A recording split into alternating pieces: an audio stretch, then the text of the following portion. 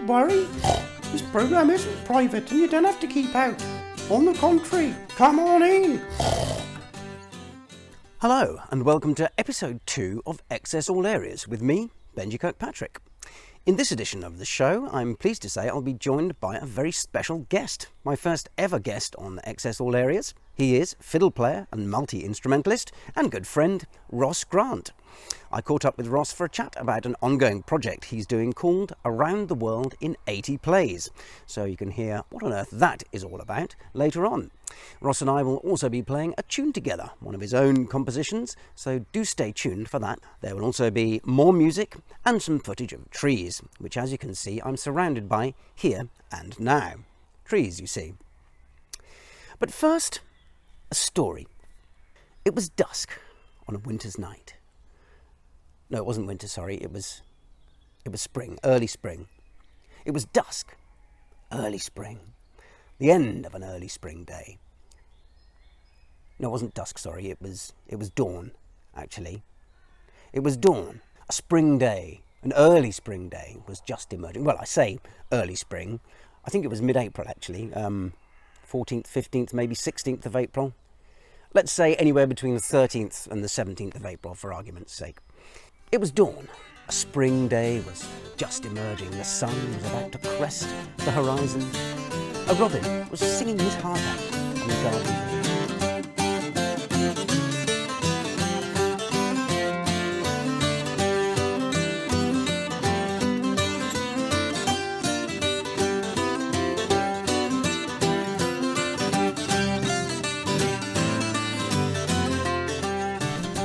I'm here with some very nice lime trees. I think that they're small-leaved lime, though I confess to not being quite sure. There are a few lovely specimens in this wood.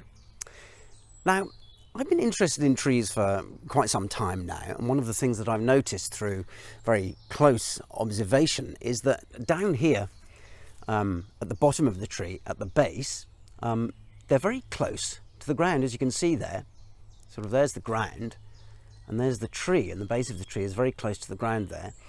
And as you go up, these wonderful, lovely, straight limes here, right at the top there, at the apex of the canopy, they're really quite far away from the ground, certainly further away than they are at the base down here. And when you look at trees like the beech or the Douglas fir, both of which can get very tall, or even the eucalyptus of the North Australian rainforest, or the giant redwoods, of course, of Western North America, some of those trees can get upwards of very far away from the ground. So it's extraordinary, really, what trees can do these days with, you know, the disparity between the base there and the top of the canopy there. So, you know, it's, I mean, it's,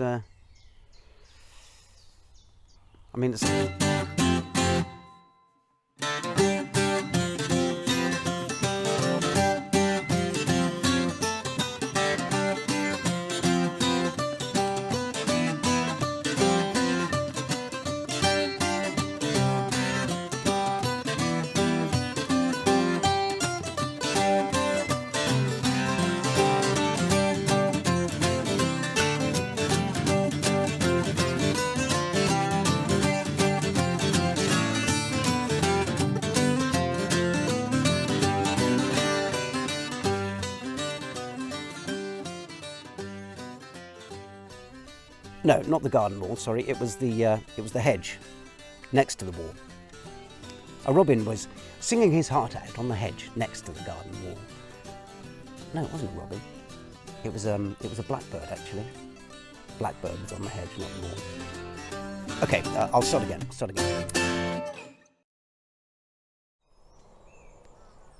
I think that now it's time for a song.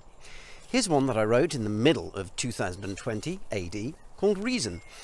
Ironically titled, as in early 2020, all sense of reason seemed to be abandoned.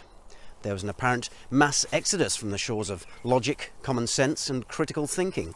The ability to question the narrative pumped out by the bankster-owned UK fascist regime government corporation became lost. Taboo, almost. Taboo or not to boo, that is a question. Boo, I would say, which in this context loosely translates as question everything always. Here follows the song.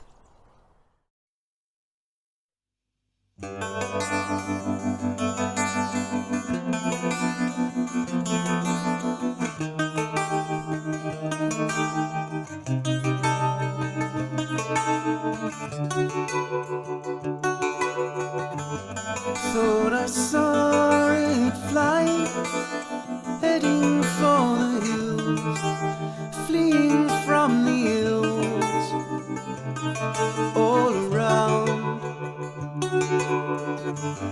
Sure it must have gone to ground, or just dissipated, having patiently waited to be found. Overlooked and ignored, for there's instant reward in the lies and fantasy. Ready-made and packaged fear, pushed by marketeers, locks the door and throws the key. Just when it was needed most, it was abandoned by its host, whose attention was drawn by the noise. Now they follow the tune the piper could play them all the way to the moon. Overlooked and ignored, for there's instant reward in the lies and fantasy. Ready-made and packaged fear, pushed by marketeers, locks the door and throws the key.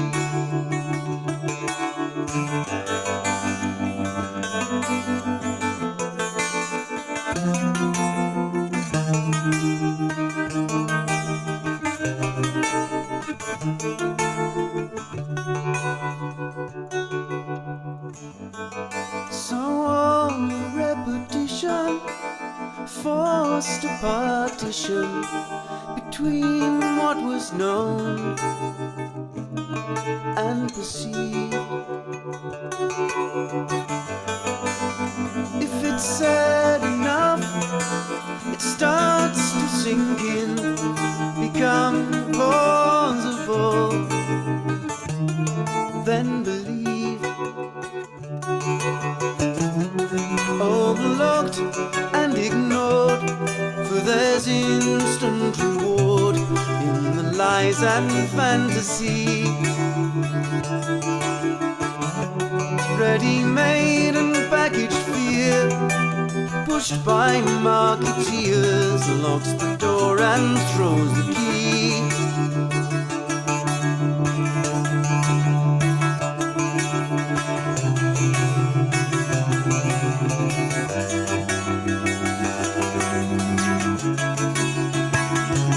Where is reason?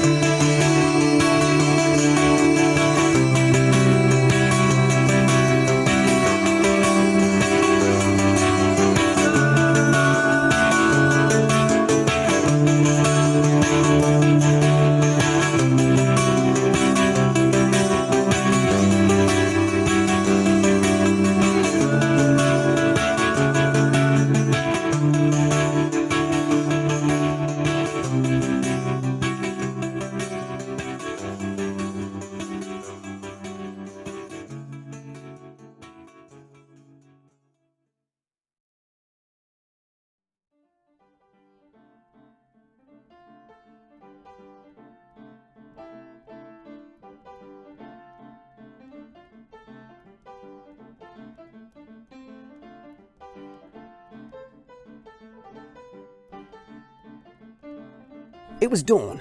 A spring day was just emerging. Oh, here we go. The sun was about to crest the horizon. A blackbird was singing his heart out on the hedge next to the garden wall. The milkman was just leaving 2 pints as usual on the garden wall. Actually, no, it was 3 because they'd left a message 2 days before saying that they'd have guests, so they'd need an extra pint on Wednesday. Monday, Wednesday and Friday, you see, the milk is delivered. Milkman was just leaving... Actually, no. No, sorry, it was the postman. Postman was just leaving 3 pints... No, that's not right. I found rather a special tree. One that I have quite an affinity with, having been brought up a stone's throw away from a significant specimen of this species. It is the black poplar. And there it is behind me. I'm going to flip the camera around. There it is. It's wonderful, deeply fissured bark. Look at that. There are whole worlds going on in there. Canyons of insect activity. Knobbles and creaks and I don't know if that's a term for bark. Creaks. It kind of looks kind of creaky. Glorious. It's quite a rare tree now. One of the reasons being, I understand, is that when it was planted for ornament by the aristocracy and the like, the male version of the species was favoured, probably because of its red catkins in spring, which are awfully pretty and everything, which has meant that there have been fewer and fewer female versions of the species, which of course means that it declines. So it's now quite rare. So, you know, the patriarchal mindset is so entrenched that it's had such far-reaching effects. Anyway, the black poplar. There it is. This tree behind me here, as you can see, it's a mighty tree, a mighty ash tree. Hell of a trunk on it, but look, as you can see down there, it's really quite close to the ground, down at the base of the tree, and then as you go further up, right up there, towards the top of the tree, it's really quite far away from the ground. You know, that's the thing with trees, at the bottom, they're very close to the ground, and then at the top, they're much further away. You know, there's the bottom, you see, and up there, higher, much higher. So as I mentioned at the beginning of this show, I have a guest on this episode. My first guest on Access All Areas, so very exciting for me. Would you please welcome Ross Grant? Ross, welcome to the show. Hi, thanks for having me. It's very good to have you here. To be here. Yeah. Good to have you here. You're my first guest on Access All Areas, so it's very exciting. I know. What a privilege. Yeah. First of many, hopefully. Yeah, first of many. I hope so too. So, Ross, before we get into the project that you've been doing, you play the fiddle or the violin, amongst other instruments. I guess you took up the fiddle when you were fairly young. How long is the fiddle? The fiddle is getting longer by the day. Is it? Yeah, so I've been playing for 26 years. So I'm actually having some surgery on my arms so that I can play the violin that I originally had. I see. As it's just got, it's outgrown me. Yeah. Normally the case is that instruments are outgrown by the players, but with the violin, the fiddle, it's actually outgrown me. Right, interesting. So do the years that you've played the violin correlate to the length of it? Yeah, absolutely. And if people play the violin more over those years, then it gets longer and longer. Right. So if I'm worried about not having a growth spurt, then I would put the violin in a cupboard and leave it unplayed for a little while. Otherwise, it just gets out of control. Yeah, I see. I've had to move 4 or 5 times just to be able to fit the fiddle in the house. Interesting. So it's quite unique in that way. Yeah, long boats, narrow boats are really great to live in if you're a fiddle player. Of course, yeah. Makes Can't absolute. fit an awful lot else in, but yeah, fiddle players tend to live on narrow boats these days. Yeah, yeah. So that guy from the Fantastic Four with the stretchy arms, Yeah, for example, perfect. if he'd been playing the fiddle for, I don't know, he probably gets really old, 100 years, he'd be fine because Yeah, his arms absolutely. stretch. Yeah, in fact, he may well be a fiddle player. Yeah. I haven't done my research on that prior to this, but yeah, I think he might well be a fiddle player. Okay. Well, I'm glad we've got the important things out of the way. Yeah, me too, me too. Yeah. So Ross, you've been doing this project called 80 Plays Around the World. I have around the world in 80 plays. Sorry. Yeah, Around the world in 80 plays. So can you yeah. tell us what sparked the idea? What was the genesis point of it? Was it sparked by a particular interaction with a musician, or was it an Um, idea? it was. It kind of came from the very first lockdown, where I did a collaboration with a large number of people in one video, which I just wanted to fill the time that I had and do something really positive and proactive during that first initial lockdown in March 2020. And so I had, I think, 36 musicians join me, you being one of them, in fact. I remember. Uh, yeah. And so we did a couple of tunes and I released a video. And I thought then going into when things looked a bit bleak again, um, later in the year, it might be nice to do something where I did a project or collaboration with one person individually over a number of different videos. And I was kind of thinking of ideas. I'd seen some stuff where people had worked with others across the world, and I just thought it'd be a great chance, with people all being at home, all in a similar position. Musicians were kind of, not able to go out and perform. It might be a good chance to kind of tap into some old friends, some people I had played with before, but then also meet some new people, meet some new musicians, and Yeah. widen my scope and challenge me to play things that I hadn't necessarily played before.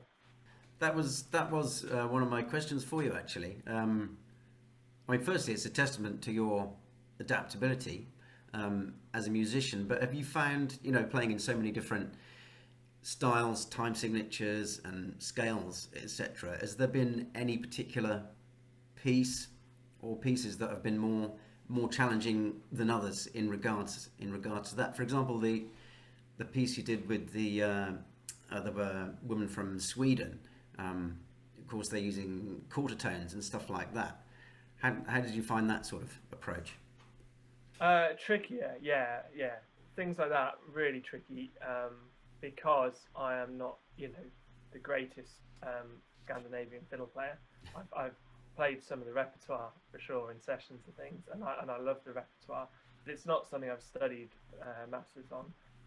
So when you're playing with someone that's really, of a very high caliber, it is daunting and it is challenging. But I think, like if you were in Sweden in a session and you were doing, you were over there for a festival or something, and you had the chance to kind of jam or play with these people, you'd have a go and you'd relish the chance just to be there and trying some of those styles. So that's what I wanted the kind of the vibe of the project to be more.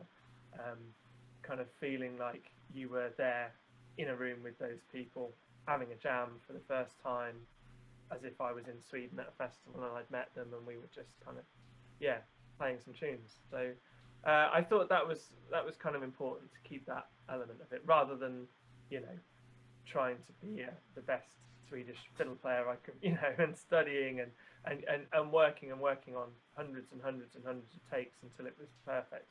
I wanted something that I felt quite often I do work on things and overwork on things, and it was quite nice for me to just be able to do something a bit more organic and then release it out and do quite a lot of them.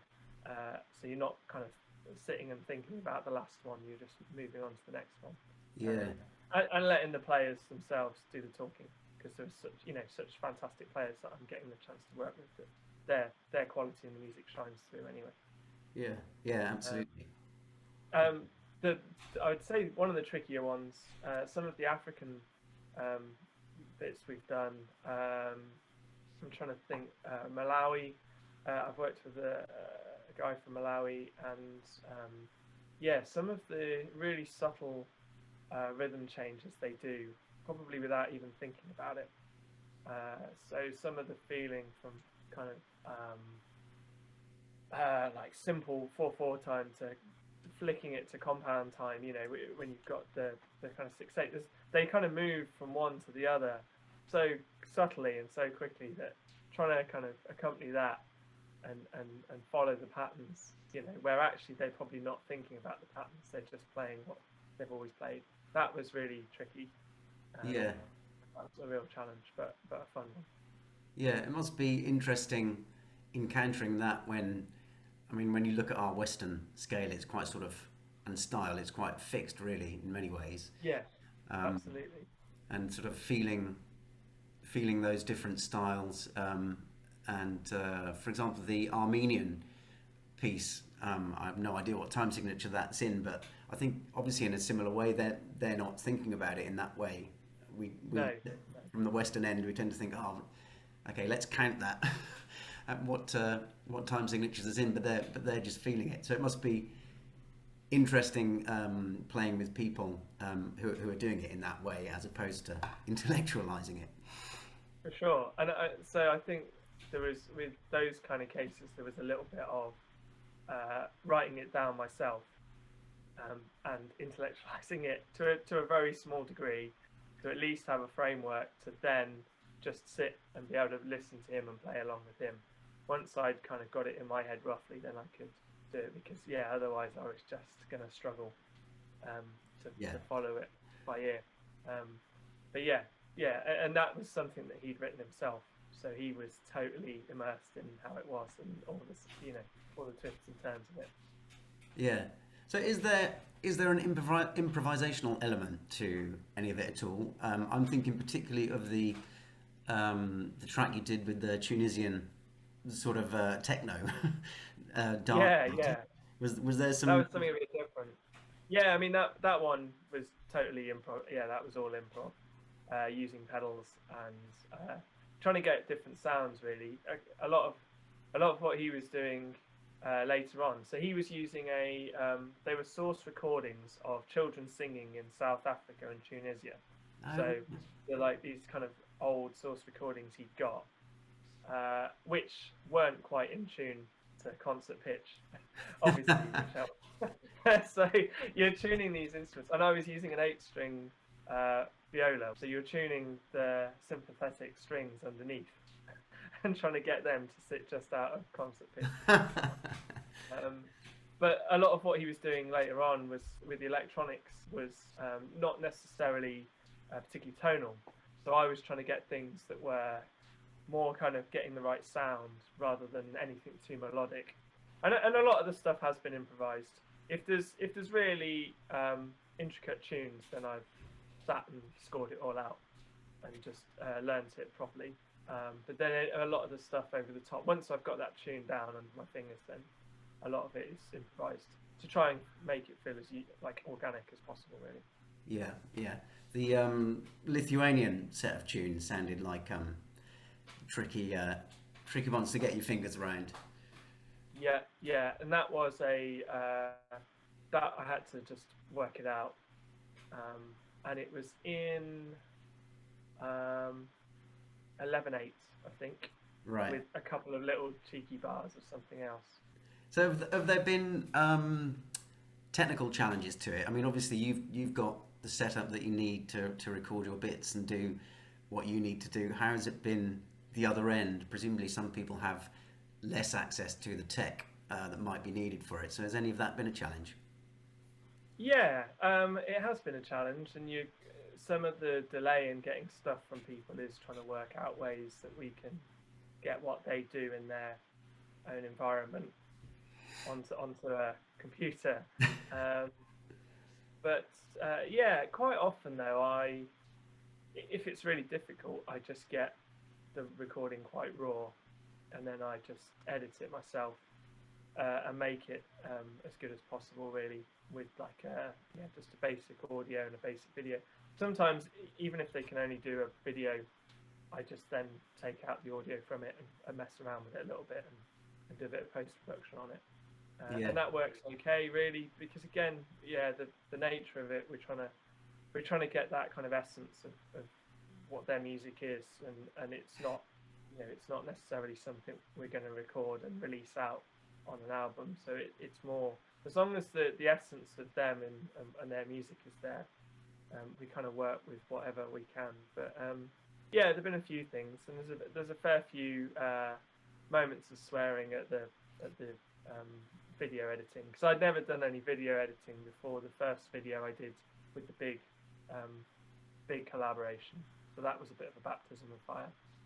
Yeah. But now, yeah, getting a bit better at it. But there's still times where I was doing one yesterday, and yeah, found out there was something wrong with the audio right at the very end, and I'd kind of put it all in, so I've had to re-record it today.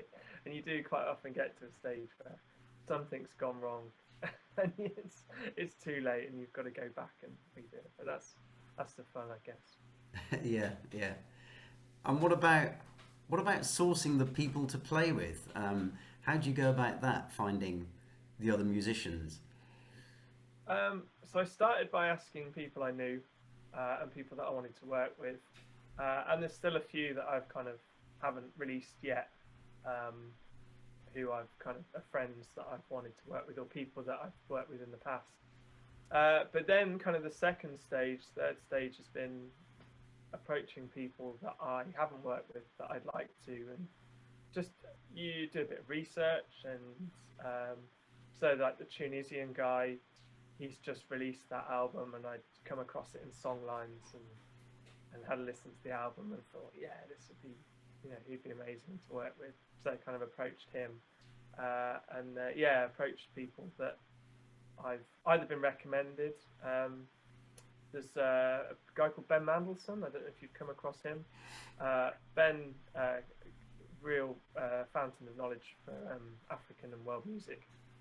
So he helped me, pointed me in the direction of some brilliant African musicians, which was a real help. Yeah. In the first wave of getting people. Yeah. Excellent. Yeah, Ben's a great fellow bouzouki player. In fact, yeah. I bought a bouzouki off him many years ago. So he put me in touch with the lady who's a doctorate. She's got a doctorate in ethnomusicology in South Africa. So she was a really unique musician to work with, and I got her details from Ben, which was fantastic. Yeah, she was the one playing the one-stringed instrument, which uses the mouth as the resonator. Yeah, you've got this kind of resonator that you're blowing into, as a drone, and then she was there, and that was all. So that was a improvised piece that she'd done, completely improvised, using old techniques and like from the tradition of playing it. I see. So she's done an awful lot of research into that instrument and others similar. And then I actually wrote something. I kind of wrote out this piece that I thought would work with it that afternoon. So that was kind of, like a kind of joint collaboration, a joint composition actually. Fantastic. Because I haven't done an awful lot of my own compositions there. I've sent a few things out to people that are working on stuff that I've written or stuff that I've sourced, but a lot of the time I've wanted them to bring stuff to me, so I get a real snapshot of where they are and the music that they play, really. Yeah, absolutely. Yeah.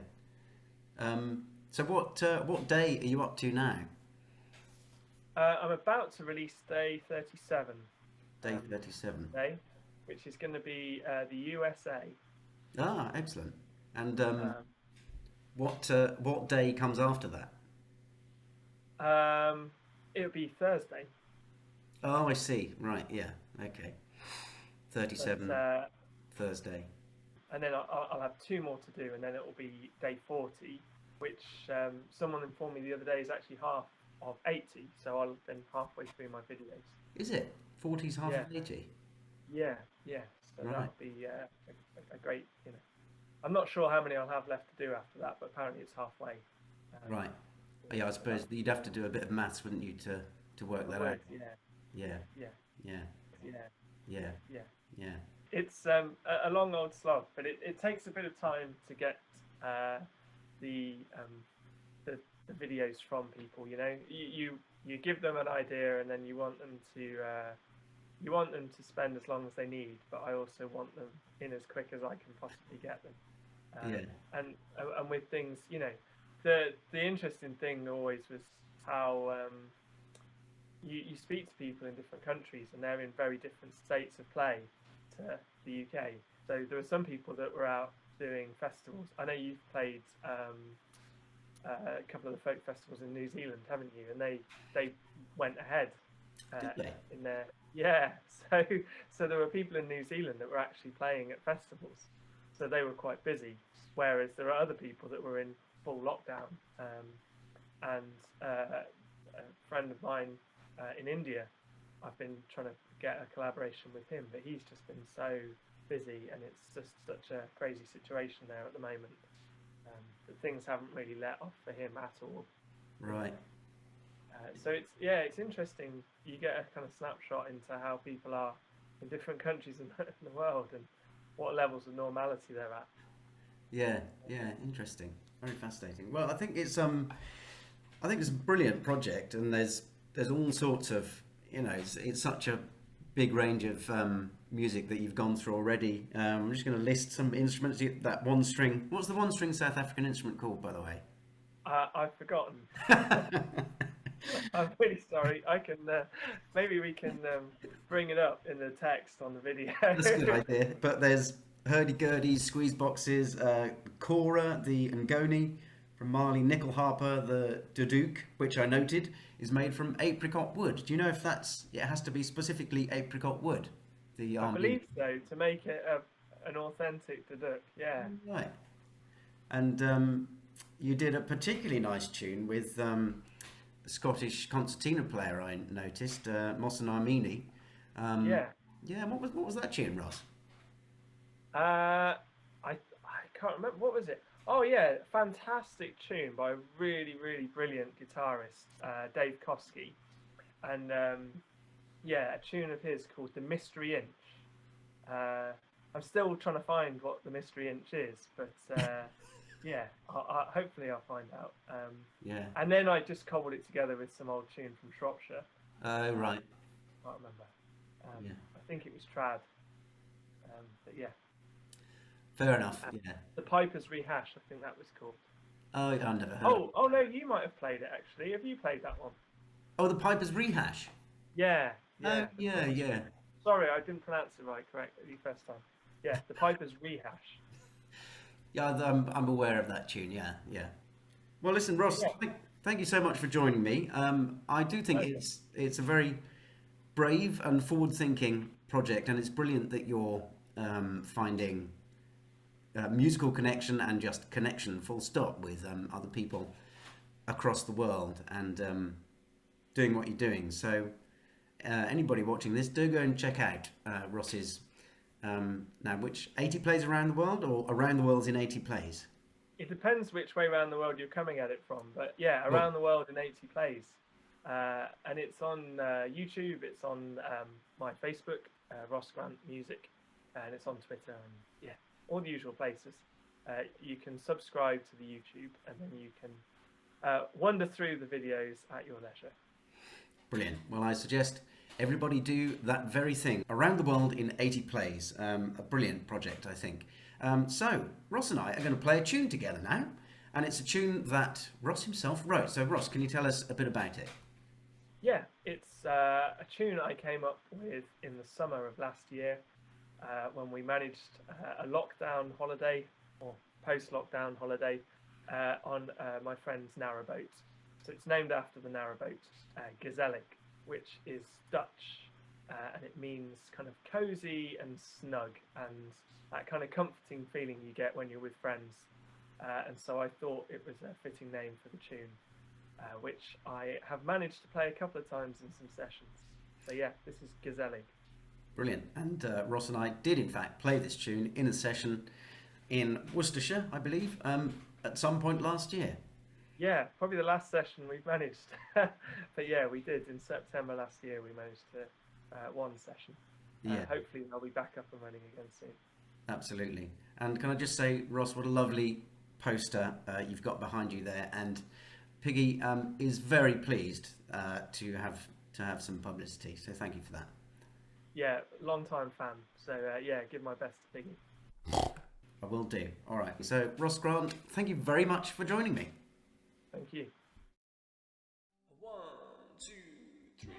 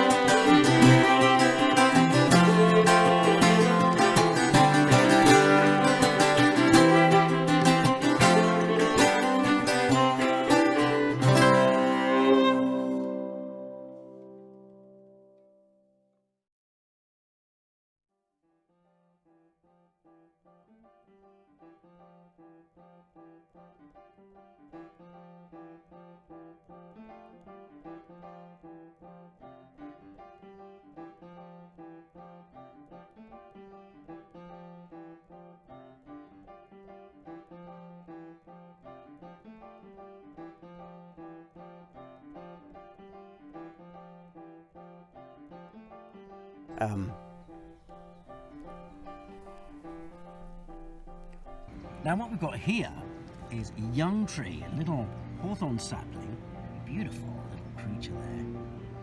But it's very young, so down at the base here, I mean obviously that's very close to the ground. That's the ground just beneath the tree. There's the base of the tree, just there, and there's the ground. That's the ground there.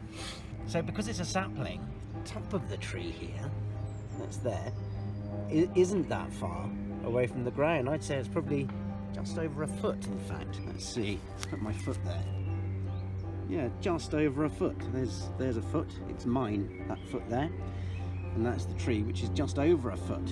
And in fact, not only is it just over a foot in height, it's also just over my foot there, which is funny. Could have been a postwoman. Okay, the individual who delivers the post had, Oh, bloody hell. outside number 34, sorry, no, not number 34, it was number 37, actually. Okay, I'll get it right this time.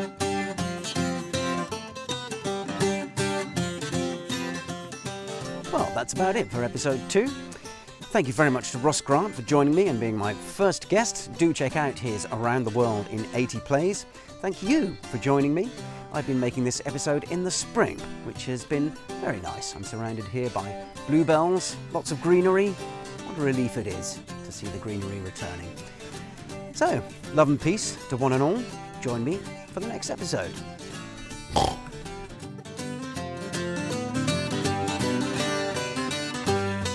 All of a sudden, in the flash of light, a vortex appeared in front of me, and a cyclops, 20 feet tall,